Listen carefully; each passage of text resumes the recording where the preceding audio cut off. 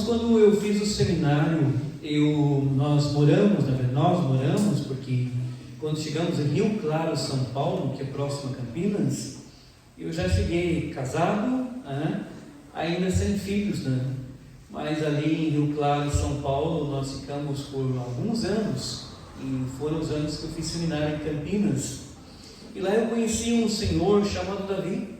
O seu Davi era um homem de baixa estatura, mas era um homem que participava da igreja e um homem que foi um homem muito abençoado nas nossas vidas. Ele e a sua esposa, a dona Edna, até se assistirem. Um abraço para o seu Davi, um abraço para a dona Edna se assistirem essa pregação.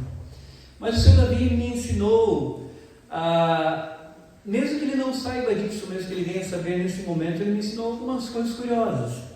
Mesmo que eu já fosse adulto, mesmo que já tivesse vivido por longos anos, mas ele me ensinou algumas coisas. A admiração e fascinação por algumas coisas. Admiração e fascinação. O seu Davi tinha um terreno grande lá no loteamento, onde tinha congregação, e atrás do seu Davi tinha um orquidário. E ele cuidava daquele orquidário de uma maneira muito carinhosa. E quem ia lá ver o orquidário dele, ele via que ele tinha centenas e centenas de orquídeas, diferentes cores, diferentes tons, diferentes tamanhos, sabe? Diferentes linhas, às vezes de uma corzinha que tinha um detalhezinho pequeno. E a gente entrava no orquidário dele, lá estavam as orquídeas dele. Assim, bem alinhadas, bem arrumadas, bem organizadas. E o seu Davi falando que participava dos concursos, onde se via qual era a melhor orquídea, mais bela, mais bonita. Você já parou para pensar como é você ter admiração, fascinação por uma orquídea?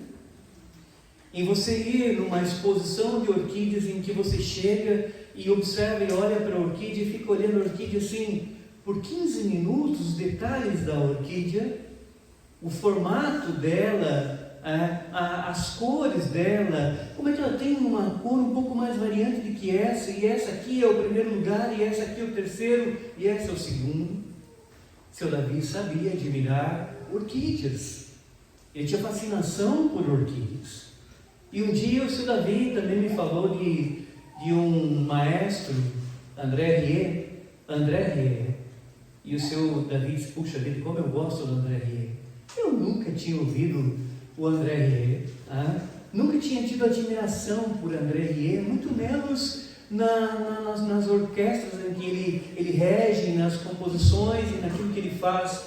E a partir daquele dia o seu Davi disse, tu tem que conhecer o André Rieu, e aí lá vai eu procurar o André Rieu, para ver se... E olha, quando eu vi as obras e o que esse homem faz em relação à música, ainda ontem eu coloquei alguns, e justamente para procurar essa fascinação, essa admiração por alguma coisa que eu não tinha antes. Que chegou um momento da minha vida que, quem sabe, a admiração e a fascinação eram por Mamonas. Mas como eu abandonei Mamonas e passei a admirar agora André Rieu, ou ontem procurando as melhores composições da obra clássica, e eu então pesquisei qual é a melhor obra de Wolfgang Amadeus Mozart, e apareceu assim, Pequena Serenata Noturna. E eu coloquei para tocar apenas um instrumental e fechei os olhos tentando imaginar aquela música do Mozart tocando Pequena Serenata Noturna. Depois fui para uma obra de Vivaldi e depois fui para as obras que eram de Johann Sebastian Bach, aquele que fazia suas obras e no final assinava Sobe Del Glória, somente a Deus glória. E ali escutando algumas obras do Bach, do Mozart, do Vivaldi, assim também como eu mencionei o André Rieu. Você já parou para pensar se você tem essa admiração e fascinação? Por alguma coisa todos nós teremos. Por alguma coisa todos nós teremos alguma admiração, alguma fascinação. O problema é que muitas vezes nossa admiração e fascinação estão nos lugares errados. Muitas vezes, por exemplo, nós olhamos a entrada de Mateus e não temos admiração e fascinação por esse tipo de texto. Por esse tipo de texto que já preguei uma vez, e diz que muitas vezes nós não descobrimos a beleza intensa que há nos textos, porque nós muitas vezes perdemos, sabe, os detalhes em que o Espírito trabalhou de forma tão magistral, tão maravilhosa no texto. E nós passamos, e muitas vezes não paramos para dedicar tempo como uma obra de um compositor, como um quadro, mas nós temos que aprender a dedicar tempo e encontrar a admiração e a fascinação de observar como os textos são bem encaixados. E eu, quanto mais leio Mateus, quanto mais leio esse Evangelho, mais eu olho para essa entrada de Mateus e penso, ela não pode estar em outro lugar a não ser aqui na entrada, logo na entrada. Eu quero mostrar algumas coisas para os irmãos olhando para os reis, porque eu entendo que essa passagem ela precisa estar logo na entrada, porque, como eu disse, muitas vezes nós não temos admiração e fascinação. Eu lembro das primeiras vezes que comecei a ler as genealogias em crônicas, e as primeiras vezes que comecei a ler a Bíblia e comecei a olhar as genealogias em crônicas, eu ficava pensando, meu Deus, tanto nome aqui, e o fulano gerou ciclano, e Beltrano gerou Beltrano, e vai indo, e tem nomes lá que, Adulão, tem uns nomes lá estranhos que você encontra em genealogias que muitas vezes alguns fazem o quê? Salvam, pulam a genealogia, achando que ali não tem nenhum acorde, achando que ali não tem nenhum movimento, achando que ali não tem nenhuma cor, achando que ali não tem nenhuma beleza. Na verdade, existe uma riqueza imensa de beleza nos textos. É nós que não sabemos admirar. As obras clássicas, quando eu nasci, todas existiam. Eu é que não sabia admirar. As obras pintadas, as grandes obras pintadas já estavam pintadas, mas eu é que não sabia admirar. Nós só conseguimos chegar à beleza dos textos e à beleza do rei quando nós aprendemos a olhar como os textos foram compostos, como eles estão entrelaçados, como eles estão alinhados uns aos outros, e como a riqueza vem da leitura completa da Bíblia, não de pedacinhos, mas a Bíblia é completa. Eu quero aqui que os irmãos acompanhem comigo para que nós possamos meditar em alguns versículos aqui, olhando essa beleza da entrada de Mateus. Mateus então começa o seu livro dizendo: livro da genealogia de Jesus Cristo, filho de Davi, filho de Abraão. Livro da genealogia de Jesus Cristo, filho de Davi, filho de Abraão. Só aqui já há uma riqueza imensa da beleza do texto. Porque qualquer pessoa que vá ler esta parte, e qualquer pessoa que tenha lido o livro dos reis, ou o livro das crônicas dos reis, vai lembrar que acontece algo no livro das crônicas sempre quando é mencionado um novo rei.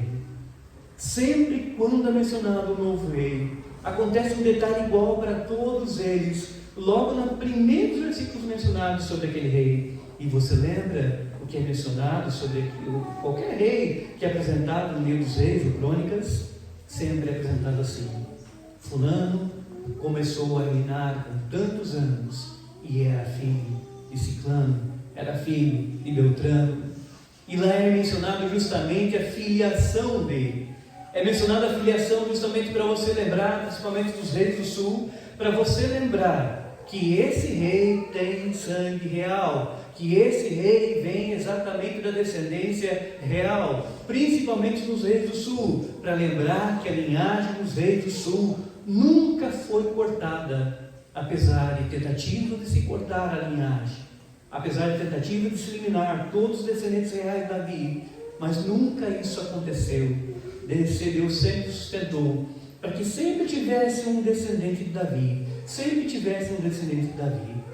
Tanto é que no livro dos reis, tem certas horas que você está lendo sobre um rei e diz assim: fulano começou a reinar com tantos anos, e ele era filho de Davi, e tu tem um choque assim, mas ele não é filho de Davi, e você não percebe que o que está sendo dito é que ele tem o sangue que corria nas veias de Davi, que ele é da descendência de Davi.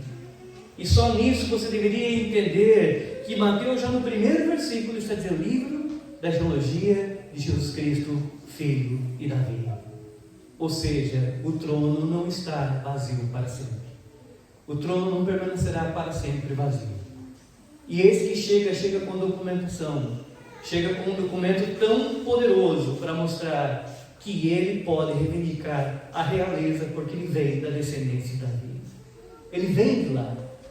Então qualquer pessoa que procure um documento, qualquer pessoa que fosse ler, ela diria assim: puxa vida, ele vem da descendência de Davi. Mas não é só isso. Não é só isso. Você deve lembrar outras coisas importantes. E no movimento do texto você deve observar coisas tão importantes como: eu estava lendo 1 Reis. E em 1 Reis, sabe o que você encontra logo no início dos Reis? Você encontra aí Davi, bem idoso, mas muito idoso. E muito velhinho. Muito velhinho. E a Bíblia, ao mesmo tempo, ela chama Davi de o homem segundo o coração de Deus. O homem segundo o coração de Deus. Mas mesmo o homem segundo o coração de Deus, você encontra lá no início de 1 Reis, encontra ele bem velhinho, tão velho, que ele não conseguia nem segurar a própria temperatura do corpo. E o texto diz o seguinte: o texto diz então que procurem todos Israel uma moça que fosse tão bela, que ela pudesse ser trazida e fosse colocada junto com Davi, para que ela se deitasse com Davi e esquentasse com o seu corpo o corpo de Davi, porque ele está tão idoso que não mais segura a temperatura. Mas sabe o que se descobre com isso? É que a morte está tragando Davi lentamente, e que o trono não permanecerá para sempre com Davi. Que apesar de ser o homem segundo o coração de Deus, apesar de ser um homem poderoso, apesar de ser um homem que alargou as fronteiras de Israel, apesar de ser um homem que tinha que participar de tantas batalhas, mas o trono não é dele para sempre, e que a morte está o tragando. E quando eu leio logo no início de Mateus, e leio o livro das elogias de Jesus Cristo, filho de Davi, eu devo me perguntar assim: e será esse que será apresentado a Jesus? Será que, como ele será em relação à morte? Será que ele vai envelhecer tanto? Será que ele vai envelhecer tanto, ficar tão idoso que procure uma jovem e tragam para que se deite ao seu lado, porque ele não consegue vencer a morte, como aconteceu com Davi, que morreu? Ou será que esse que está sendo apresentado morrerá e permanecerá no túmulo? Ou será que esse rei que está apresentado enfrentará a morte, mas a morte para ele será diferente? Será que ele conseguirá vencer a morte? Que todos os reis alinhados aqui, nenhum deles, por mais poderoso que foi, nenhum deles conseguiu vencer a morte. Nenhum deles conseguiu assentar-se no trono para sempre. Como será? E essa pergunta deve ser feita no início da leitura. E quando você vai lendo o Evangelho de Mateus, você vai vendo exatamente isso. Que o Senhor enfrentou a morte, assim como Davi enfrentou. Não pela velhice, mas pelo seu sacrifício na cruz.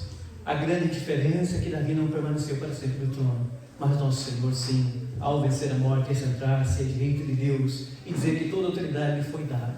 Então você vai observando esses detalhes, você vai vendo detalhes que no movimento do texto devem ser perguntados, devem ser questionados. Ainda domingo passado eu perguntei aos irmãos: vocês sabem quantos anos os primeiros reis de Israel reinaram? E daí os irmãos falaram ali na porta, foram 40. E quando você está lendo aqui, você nota, livro da genealogia de Jesus Cristo, o filho de Davi. Davi reinou 40 anos. 40 longos anos. Salomão, que é mencionado, também reinou 40 longos anos. Saul, que não é mencionado aqui, que foi o primeiro rei, mas que não faz parte da tribo de Judá, da descendência de Davi, também reinou 40 anos. E nós deveríamos perguntar: será que agora é esse que está sendo apresentado por Mateus? Será que ele vai bater esse recorde? Será que ele vai reinar mais de 40? Quanto tempo ele reinará, se para Mateus ele é rei? Se para Mateus ele tem realeza no seu sangue, no sentido de ser da descendência de Davi, será que ele vai bater esse recorde? Ou será que ele vai bater o recorde de Uzias, 52 anos? Ou ele vai bater o recorde de Manassés, que é mencionado no versículo 10, que foi o rei que mais tempo reinou em Judá? 55 longos anos. Será que esse rei vai bater esse recorde? A promessa divina de Deus para Davi é que não haveria, o trono não ficaria vazio sem alguém da descendência de Davi. Deus fez uma promessa para Davi que o trono nunca ficaria vazio, sempre teria um descendente dele assentado no trono. Mas se Deus fosse fazer isso com os homens, com os reis, sempre eles iriam morrer, sempre iriam morrer. É necessário que nascesse alguém que vencesse de fato a morte e assentasse no trono para sempre. É por isso que hoje o Senhor está sentado a destra de Deus. É por isso que Ele diz: toda a autoridade me foi dada, porque está invocando essa autoridade real dele, essa autoridade de rei, mas não somente um rei por 52, 40, 55, mas um rei para sempre sobre a face da terra. E isso você vai observando no texto, você vai observando. Outra coisa que eu meditando o texto, li várias vezes o texto durante a semana, várias vezes a passagem, e olhando para o versículo 1, dizendo assim: puxa vida, como eu posso ver também que Deus não é mentiroso? Não é mentiroso. Porque aqui você tem livros de elogios de Jesus Cristo, filho de Davi, filho de Abraão. Abraão, por exemplo, a Bíblia diz que era chamado de amigo de Deus. Alguém que Deus falava com Abraão como um amigo. Alguém que Deus falou, por exemplo, quando o Senhor manifestou para ele, lá quando foi destruir Sodoma, falou do lado de Abraão. E o curioso, porque Deus fez promessas a Abraão. E Mateus registra aqui justamente para lembrar que Deus não é um Deus mentira. Que Deus, mesmo que tenha feito promessas há mais de 2000 anos antes do nascimento do Senhor Jesus, a promessa feita a seu amigo não ficou lançada ao vazio, mas que ela foi cumprida. Porque nota que interessante, quando Deus chama Abraão, Deus diz assim: Abraão, sai da tua terra, sai da tua parentela e vai para uma terra que te mostrarei. Em ti serão benditas todas as famílias da terra. Ou seja, da descendência dele, de alguma maneira, de algum descendente que viria dele, tinha uma bênção prometida para todas as famílias da terra, espalhada para os 4 cantos do mundo. E aqui é lembrado, quando diz que ele é filho de Abraão, é lembrado de que chegou o momento daquela promessa que foi feita a Abraão, que todas as famílias da terra seriam abençoadas. Chegou o momento de se cumprir. Chegou o momento, como Deus diz lá, quando vai destruir Sodoma: como é que eu vou esconder isso de Abraão, se por meio dele todas as nações serão abençoadas? E aí muda de família para nações, dando uma amplitude que viria algum descendente de Abraão, que alcançaria as nações. Uma promessa foi feita a Abraão, de que quem viria alcançaria as nações e abençoaria as nações. O foco de Deus, nações. Isso lá em Gênesis 19. E quando eu olho hoje, nós hoje fazendo um culto aqui, pleno domingo no Brasil, e nós estamos hoje num culto, e nós estamos realizando um culto, eu vejo que Deus está abençoando as nações. Eu tenho um colega meu que estudou comigo no IBEL, ele é pastor no Chile, pastoreia no Chile, leva o evangelho no Chile, e Deus abençoando ali, salvando pessoas do Chile, no Brasil, colegas que estão na África, missionários que estão na África, na Ásia, na Europa, espalhados pela face da terra. Por quê? Porque Deus prometeu para Abraão que viria alguém que abençoaria todas as famílias, todas as nações. E Mateus está registrando que esse que está chegando vem dali. E muitas vezes nós perdemos esses traços. Muitas vezes nós perdemos esse acorde do texto, esse movimento, esse detalhe da pintura da obra do Espírito Santo. Muitas vezes nós perdemos porque não lemos a história de Davi. Não lemos a velhice dele, como ele enfrentou a morte, como ele enfrentou os momentos, nós não lemos lá. Logo nós não conseguimos fazer essas ligações. Logo nós perdemos a beleza desse texto. Nós muitas vezes hoje nós estamos muito encantados, o encantamento é com sermões feitos e prontos. Com sermões feitos e prontos, mas não há encantamento com a obra bíblica, ou seja, a própria Bíblia. Ou seja, nós nos encantamos muito porque ligamos lá no YouTube e assistimos uma pregação do fulano, e do ciclano, e do beltrano, e ficamos às vezes vendo muitas pregações, mas não dedicamos 10 minutos ou 15 minutos à Bíblia. Nós não temos admiração por ela, fascinação. Nós não temos amor por ela. E é por isso que muitas vezes o Espírito Santo não nos abre os olhos para enxergar a beleza dos textos, a riqueza dos textos. Porque nós muitas vezes só queremos coisas prontas, coisas já realizadas. Em vez de dedicar uma semana ou dias lendo um evangelho, um livro, ou meditando e pedindo para o Senhor abençoar, não! Nós corremos para o mais facilitado. É como nos nossos dias, mais difícil é você pegar o trigo, colher o trigo, malhar o trigo, tirar o trigo dali, amassar um pão, fazer um fogo lá naquele fogão antigo que tinha lá, assar pão, colocar o pão lá dentro, colocar aquela pá enorme por baixo do pão para tirar o pão. Mais difícil é. Hoje é muito mais fácil passar na padaria e dizer, dá 10 reais esse pãozinho aqui, e levar prontinho. Está pronto, por que eu vou me incomodar? Mas com as escrituras é diferente. Todo aquele que quer ter relacionamento com Deus e sentir a beleza dos textos e sentir a riqueza dos textos, precisa dedicar tempo aos textos, precisa dedicar tempo lendo os livros bíblicos. Não pode correr nas coisas prontas, como se tudo fosse mais facilitado ali e achar que tudo está bem, mas dedicar tempo à Escritura para ler. Muito bem, meus irmãos, também quero chamar a atenção. Nessa semana eu já li algumas vezes esse texto, já preguei pelo menos umas 3 vezes, mas essa semana agora que passou, eu lendo o versículo 2, também algo me chamou muita atenção. Abraão gerou Isaac, Isaac a Jacó, Jacó a Judá e a seus irmãos. E esse detalhe, a seus irmãos, que me chamou a atenção. Você já tinha observado esse detalhezinho que Mateus registrou? Diz que Jacó gerou a Judá e a seus irmãos. Mas eu nunca vou entender a riqueza do que está sendo escrito aqui se eu não for em Gênesis. Eu nunca vou entender a riqueza aqui se eu não ler a história de Gênesis. Sabe por quê? Porque quando ele diz assim que Jacó gerou a Judá, nós temos um problema, que a história parece que ela está rumando para um rumo que ela não deveria ir. E nós deveríamos ter aqui, na verdade, uma genealogia diferente. Talvez Mateus dissesse assim, olha, e Jacó gerou a José, e José gerou, e vai passar por José, e não por Judá. Sabe por quê? Por José e não por Judá? Porque Mateus poderia dizer assim, sabe quem eu vou falar? Eu vou falar de José, porque José, sim, ele era o filho da mulher amada.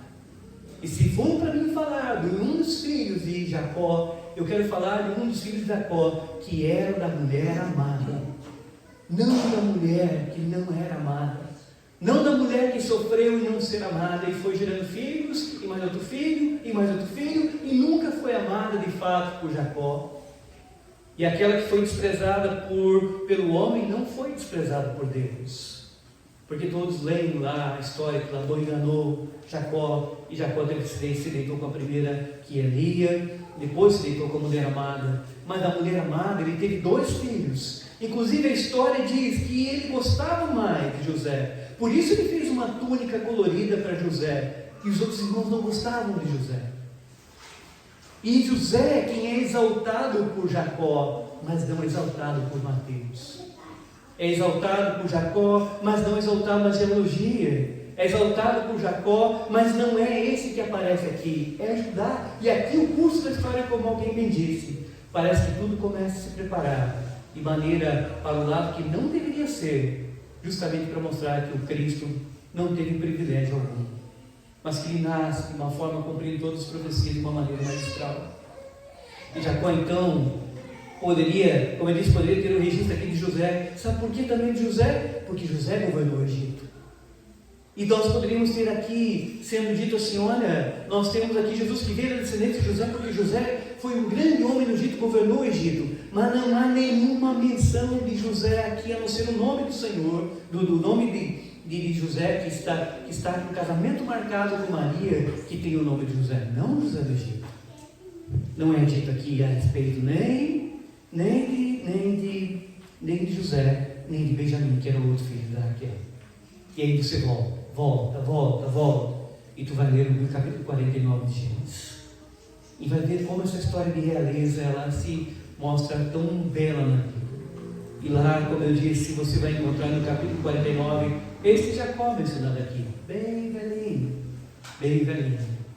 E ele pega então e chama os seus filhos, e ele começa a lançar, a proferir as chamadas bênçãos proféticas para os seus filhos.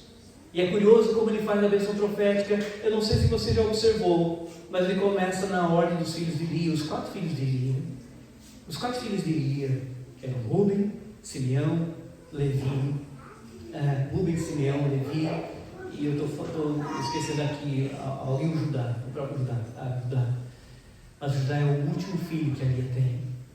E quando ele pega e vai dar as bênçãos, ele pega e vai para a primeira cabeça. E você lembra qual é a primeira cabeça que ele vai?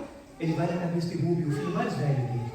E ele coloca a mão na cabeça do filho: filho, tu és o filho da minha mocidade, tu és o filho da minha força, ele está dizendo, tu és o filho de quando eu era mais jovem. E aqui vai a minha bênção, filho. Mas tu não serás o mais forte agora entre os irmãos. Não é mais o teu lugar. E para Rúben, que até então era o filho mais poderoso, o mais forte, o mais ali, o Jacó já diz: não é para você, filho, você não vai ser mais forte. E na bênção de Jacó tu deveria perguntar: quem é? Quem é? Quem sabe ele vai dizer que é José. Mas José é o antepenúltimo a ser mencionado, e o último é Benjamim na bênção dele. E quando você vê, ele faz exatamente isso: Rúben, aí ele passa para Simeão, ele passa para Levi, e quando ele chega na cabeça de Judá, ele diz para Judá: teus irmãos te servirão, teus irmãos servirão. O cetro nunca se arredará de ti, nunca se arredará de ti. Ele diz isso para Judá. No 4º filho de Lia, na mulher que não é amada, na mulher que quando teve Judá disse: louvarei o Senhor agora por tive de Judá. E quando Jacó vai para as bênçãos, o próprio Jacó, o pai, vai na cabeça de Judá, e ele faz uma bênção profética dizendo que o cetro nunca se arredaria de Judá. Por isso Judá aparece aqui, porque uma profecia dita que o cetro não se arredaria da descendência dele. Por isso que é dito que o Cristo viria, e viria da tribo de Judá. E é por isso que é apresentado por Mateus, dizendo que Jacó gerou Judá, e não José, e não Simeão, e não Rúben, porque a própria profecia de Jacó aponta que o cetro não se arredaria daquela descendência. E quando você vê que a Bíblia então chama-nos a entender que o nosso Senhor é Rei eterno para todo sempre, Rei dos Reis, Senhor, para sempre sem fim, porque Ele venceu a morte, é uma demonstração de que o cetro não saiu daí, que o cetro sempre continuou naquela linhagem exatamente como havia profecia, e exatamente caiu na mão do Deus eterno, do nosso Deus encarnado, Jesus Cristo, que venceu a morte e assentou-se à destra de Deus para todo sempre reinar, cumprindo as profecias. Mas isso você só vai descobrir se você ler o Gênesis 49 como uma obra de arte do Espírito Santo. Quando você vê o alinhamento daqueles nomes ditos, das bênçãos para cada um, você observar que faz uma curva que não deveria ser Judá, não deveria ser Judá, muito menos Jacó, e abençoar um filho que é da mulher que ele não ama, no sentido de falar no cetro, no sentido de falar que os irmãos serviriam, mas não, é justamente em Judá que isso acontece. E você segue Judá, Gerode, Tamar, Pérez, Zerá, João, cada um dali para falar um pouquinho, mas não há tempo para nós falarmos de cada um. Não há tempo. E você vai indo, Salmão gerou Rabi, Boaz, Ruth gerou Obed, Jessé. E aqui você tem que parar, Obed, Jessé. Porque nós conhecemos, eu creio que todos vocês conhecem alguns tipos de árvores. E na minha terra tem muito que nós chamamos de pinheira, araucária, que dá o pinhão. Agora não tem muito mais. Tinha a embuia, que era uma árvore maravilhosa, uma madeira nobre, e uma madeira espetacular, a embuia, a araucária. Nos Estados Unidos existem as chamadas sequoias, que são árvores milenares, gigantescas. Mas algumas árvores são curiosas, porque algumas árvores você pega e corta essa árvore. E você pega e corta essa árvore e ela fica só um toco ali. Só um toco. Mas você passa ali e volta, depois de 1 ano, 2 anos, você percebe uma coisa que aconteceu com aquela árvore. Ela novamente começa a sair rebentos dela. Começa a sair rebentos daquele tronco, daquela parte que foi cortada, e começa a querer crescer novamente. E você olha para aquela árvore e diz, puxa vida, mas essa árvore não tinha 200 anos, e ela não foi cortada e não ficou só o toco, pois daquele toco, daquele tronco, sai um rebento. Sai um rebento. E quando Isaías, cerca de 700 anos antes do nascimento do Senhor, Isaías, usado pelo Espírito Santo, divinamente usado, ele faz uma profecia no capítulo 11 de Isaías, ele diz, do tronco de Jessé sairá um rebento. Do tronco de Jessé sairá um rebento. E agora ele não somente faz uma profecia a respeito de uma tribo, ele agora reduz a uma família, ou seja, as profecias começam a se afunilar, não é mais agora só da tribo de Judá, é de uma família em específico da tribo de Judá. Isso vai encolhendo a profecia de uma forma tal, que ela tem que vir dessa tribo, mas tem que vir dessa família. E quando você encontra Mateus dizendo, e Salmão gerou de Rabi Boaz, esse de Ruth de Obed, e Obed de Jessé, eu vejo o tronco aqui. Eu vejo o tronco. Porque há uma profecia por Isaías 11, que vem um rebento dali. E o rebento que o Espírito Santo repousaria sobre ele, dando sabedoria e inteligência, como dizia em Isaías 11. Quando eu vejo exatamente quando o Senhor vai ser batizado, ele está saindo da água, e o Espírito desce como pomba, em forma corpórea como pomba desce sobre o Senhor. É exatamente isso que está sendo dito. Este é o tronco de Jessé, que está com o Espírito Santo que repousando sobre ele. E logo que você olha, o Senhor começa a pregar, e as pessoas dizem exatamente isso. De onde vem essa sabedoria? De onde vem essa riqueza? De onde vem isso? É exatamente do cumprimento das profecias, do cumprimento daquilo que Isaías havia dito, do tronco de Jessé sairá o rebento. E aqui você tem o rebento. Você tem o rebento. E você nota uma coisa curiosa, diz assim, Jessé gerou o rei Davi, e o rei Davi é Salomão, que foi a mulher de Urias, Salomão gerou o Robom. Mas tem um problema, na leitura eu lendo aqui durante a semana, tem um problema aqui. Tem um problema. É porque não é dedicado nada a Salomão, e Salomão é o filho de Davi. É o filho de Davi. É justamente aquele que houve a briga para ver quem assumiria o trono, quem é que assume o trono. E você lê no início do livro dos reis, uma briga por assumir isso. No final de Samuel, você já vê isso. Os filhos de Davi, quem se assentaria no trono de seu pai? E você vê uma briga intensa por causa do trono. O primeiro a levantar-se para sentar-se no trono é Absalão, que se levanta contra o seu próprio pai, e ele quer porque quer sentar-se no trono. Mas ele não percebe que é apenas um espelho que seria lá na frente. Que filho de Davi não se refere propriamente aos filhos nascidos do sangue de Davi, da descendência dele direta, ou seja, seu filho lá naquele tempo. Mas era uma profecia mais longínqua, mais distante, que se referia ao outro filho, a um outro filho e não eles. E quando Absalão morre, novamente você pensa que agora vai assumir o trono um outro filho, e o Adonias se levanta, e o Adonias quer reinar, e ele se proclama rei, e ele quer ser o rei, e ele quer então fazer isso, e daí a pouco alguém chega, o Natan chega e diz assim para Batseba, tu não ouviu falar que o Adonias se proclamou rei? E não é Salomão que deve assumir o trono, não é ele que deve se assentar no trono? Entra lá e fala para Davi, depois quando tu estiver entrando, falando, eu entro também e falo para ele. E ela foi na conversa de Davi. O Adonias se proclamou rei, é filho de Davi, mas quer se sentar no trono que ele não sabia que não pertencia a ele, e muito menos pertencia a Salomão propriamente dito, que já era uma profecia que falava a respeito do reinado eterno. Do reinado eterno. E quando você vê justamente o Adonias então tenta sentar-se no trono, e Davi manda então que proclamem Salomão. E quando proclama Salomão, o povo grita, e o Adonias treme porque pensa que vai ser morto. E a princípio o Salomão até não o mata, depois o Adonias acaba se levantando novamente num tipo de traição, e Salomão não manda executado. Mas há uma briga intensa para se sentar no trono, o trono da vida. E nenhum deles percebeu que na verdade a morte chegaria e ceifaria todos eles, e que nenhum deles conseguiria se sentar para sempre. Que nenhum deles conseguiria se sentar para sempre, a não ser aquele que Mateus está apresentando. E a não ser aquele que Mateus dá um valor tão grande, porque uma coisa que eu falei para minha esposa, para a Denise, disse, puxa vida, há tanta coisa escrita de Davi no Velho Testamento, há tanta coisa escrita de Salomão, mas Mateus não gasta uma linha para falar muito deles. Não é o foco para ele. Não é o foco Davi, não é o foco Salomão.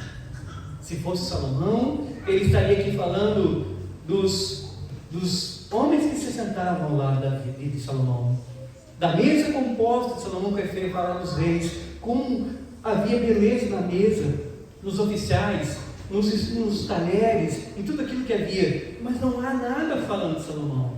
Pelo contrário, agora Mateus vai falar do Rei dos Reis, do Senhor dos Senhores, mas ele vai falar de uma maneira estranha, porque ele vai falar que quem estava junto com o Senhor eram pescadores. O Senhor às vezes se assenta e come lá no chão, o Senhor às vezes se assenta no pó lá no monte. Não há beleza nenhuma real, no sentido de roupas, no sentido de comida, no sentido de quem está ao lado dele. E eu fico pensando, como é que Mateus pode amar o Senhor como rei acima de Salomão, sem nenhuma pompa, nem nada do que é humano aos olhos humanos? Como é que Mateus conseguiu enxergar em Cristo, em Jesus, e amá-lo tão intensamente acima do próprio Davi, acima de Salomão, acima do Velho Testamento, vendo tamanha assim, simplicidade do Senhor na sua encarnação, ao lado de homens que talvez estivessem tirando peixe no começo, quando começaram a caminhar com o Senhor. Batseba vem do sul e fica impressionada com os oficiais que estão ao lado de Salomão, tudo que eles vestem, o que eles têm, como eles são postados, como é a mesa. O texto diz, a rainha de Sabá ficou impressionada. Agora olha para Jesus, mas Mateus quer falar dele. É dele que ele dedica 28 longos capítulos. É dele que ele quer falar justamente de que chegou o rei.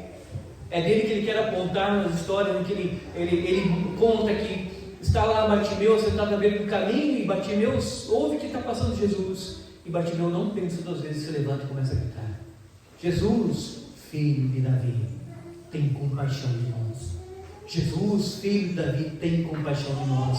E Bartimeu vai exatamente para aquilo que os homens deveriam enxergar, que ele tem sangue real, que ele agora está reivindicando o trono, que o trono não está vazio, mas ele não vem como Salomão veio, ele não vem como Davi foi, ele não vem como os reis foram, ele vem de uma maneira espiritual que poucas pessoas entenderam. Ele não veio para reivindicar o trono de Herodes.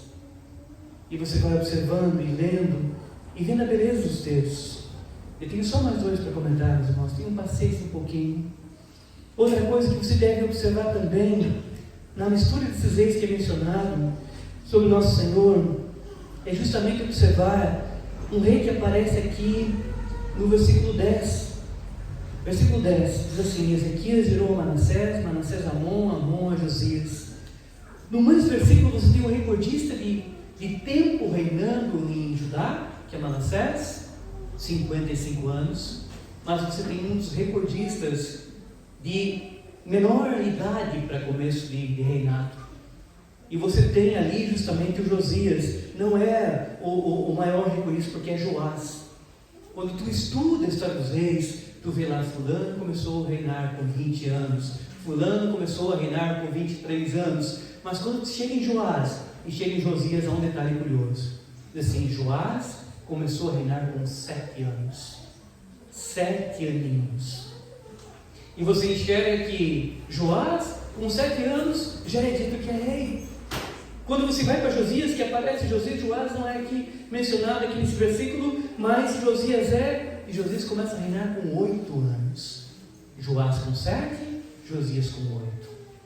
E você pergunta então, será que esse que agora Mateus está apresentando, que vem da descendência real, será que agora, por acaso, ele vai ser entendido como rei antes mesmo dos 7? Antes mesmo dos 8? E por quanto tempo ele reinará? E o que me impressiona é que a sequência do texto, a visita dos magos, me responde essa pergunta. A visita dos magos me responde essa pergunta. Porque os magos vêm do Oriente viajando por muito tempo. Por muito tempo. E quando eles chegam em Jerusalém, eles dizem uma frase para mim impactante nisso, que olha para Joás e olha para Josias e diz assim: o recorde foi quebrado.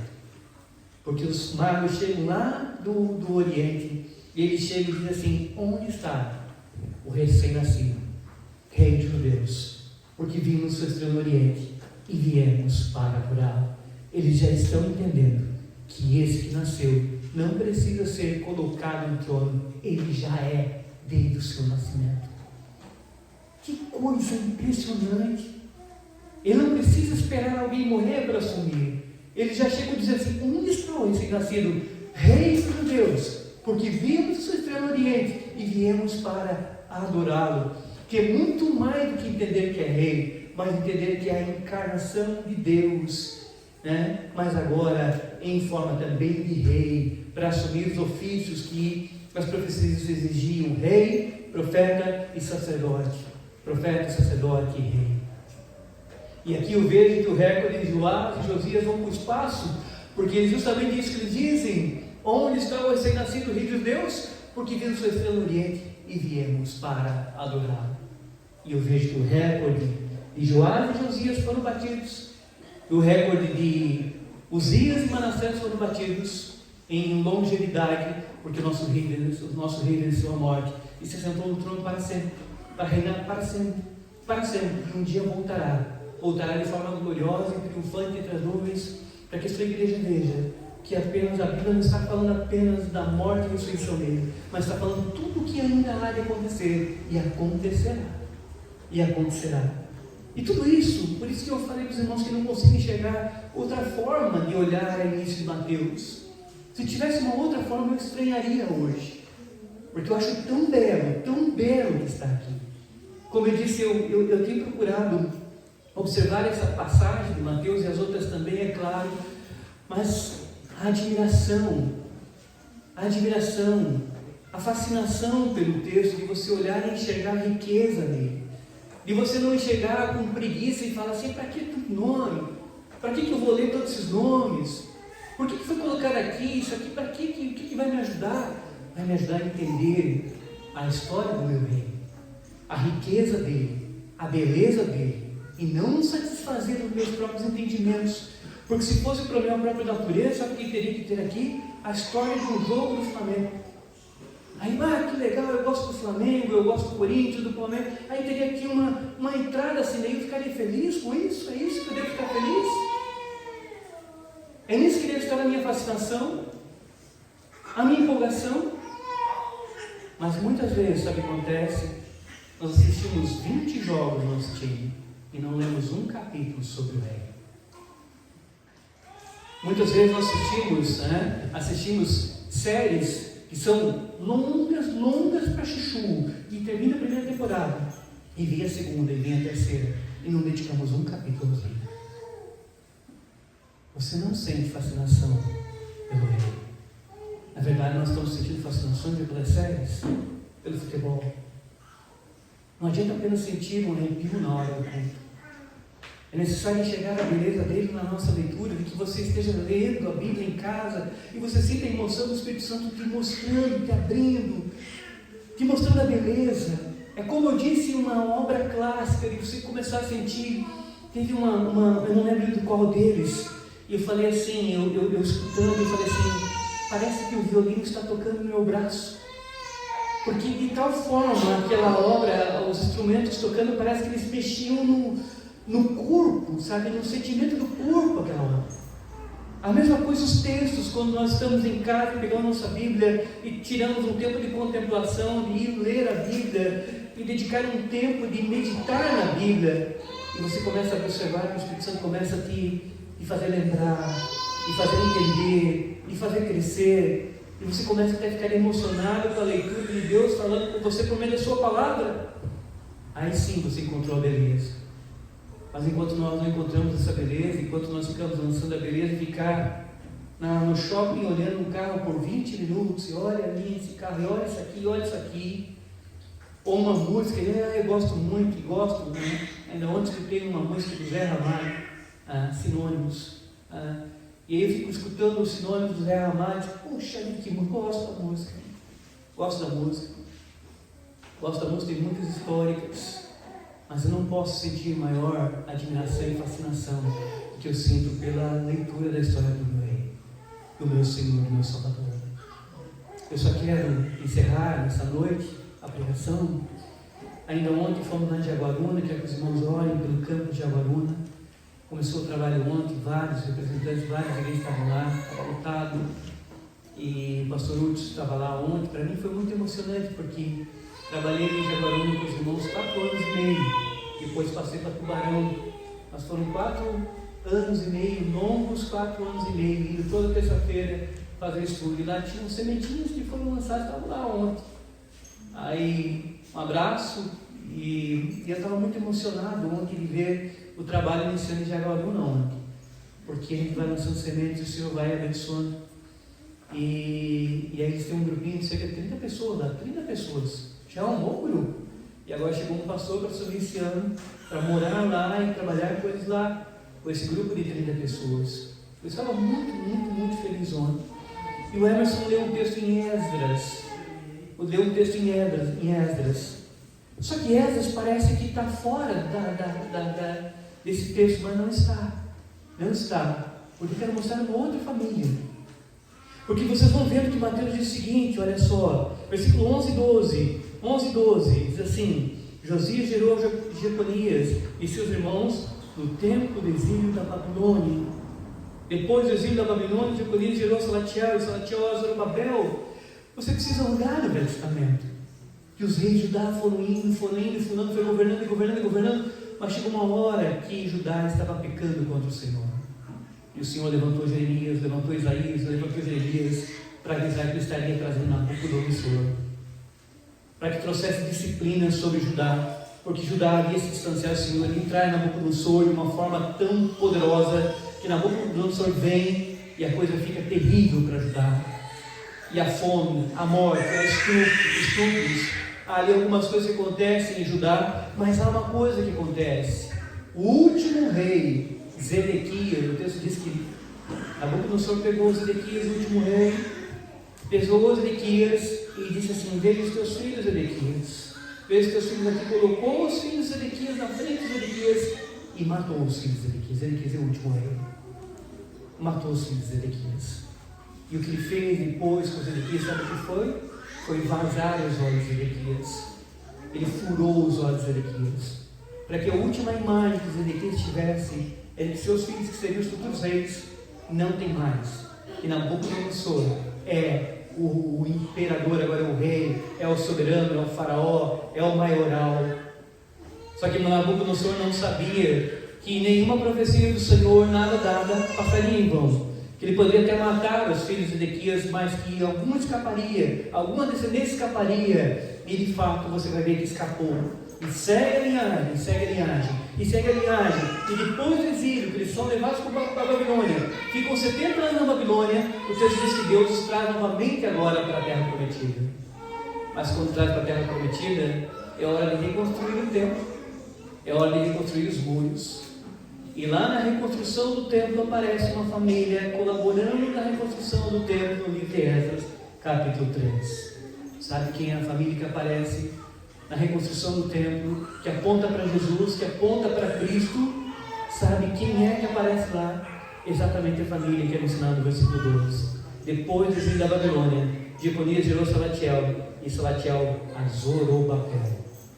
Em Esdras você encontra Zorobabel participando da reconstrução do templo, da vida espiritual de Israel, do centro da vida de Israel, da parte espiritual de Israel, reconstruindo o templo que representava a presença de Deus no meio do povo, a presença no meio do povo. Zorobabel não pôde ver que da sua descendência veio de fato o Messias, veio o Cristo. E quando João diz assim lá no início do seu Evangelho, no princípio do verbo, o verbo se fez carne, e o verbo era Deus, o verbo, e aí o texto diz: e o verbo se fez carne e habitou entre nós. Ou seja, agora não é mais o templo físico que ele ajudou a reconstruir, mas é a presença de Deus real na pessoa de Cristo entre os homens, caminhando com os homens. Muito mais importante do que o templo, muito mais importante do que o tabernáculo. Mas você vê que a família estava lá participando da reconstrução do templo, E então o Senhor vem trazendo aquela descendência desta família. Finalizo dizendo aqui, irmãos, esta ceia. E quando chega em José, claro que José não é pai biológico, e fique bem dito aqui no sermão, antes que alguém escute o sermão, o pastor está defendendo que José é pai, não é pai biológico. Maria teve que ser de forma sobrenatural, de forma, como eu disse, sem relacionamento sexual, está no 1:25, sem relacionamento sexual com José. O Senhor nasceu de forma milagrosa, de uma virgem de fato, sem a união de José. Mas José é da descendência de Davi e Maria também é da descendência de Davi. Mas uma coisa acontece na encarnação do Senhor: não há mais leis nessa família. É uma família que se tornou tão pobre, tão simples, tão humilde, tão pobrezinha, que estão morando numa região pobríssima de Israel. Estão morando na Galileia, em Nazaré na Galileia.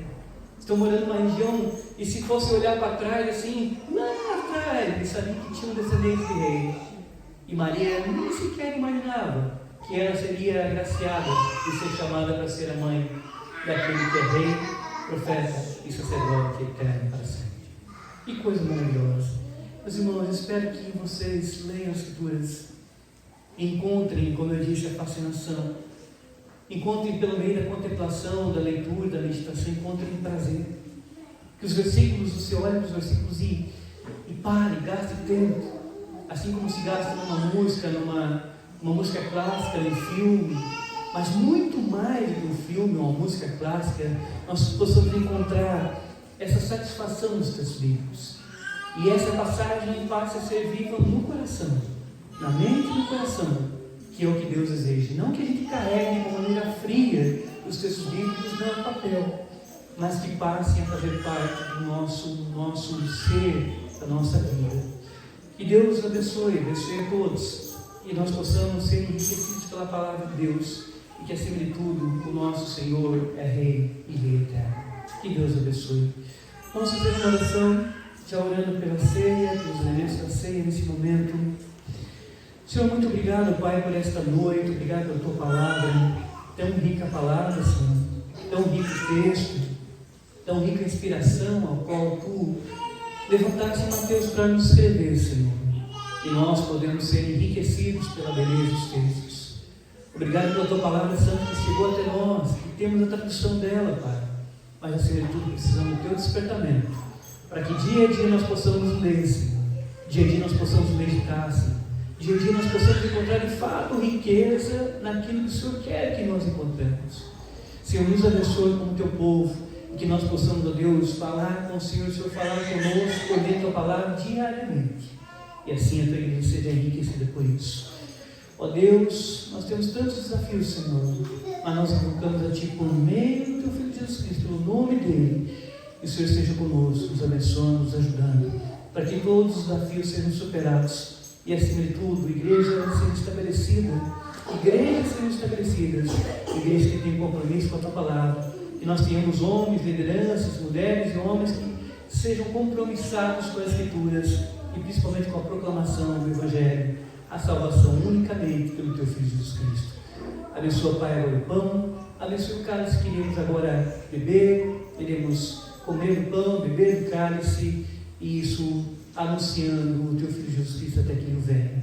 Nós oramos, Senhor, a Ti neste momento, em nome do Teu Filho Jesus. Amém.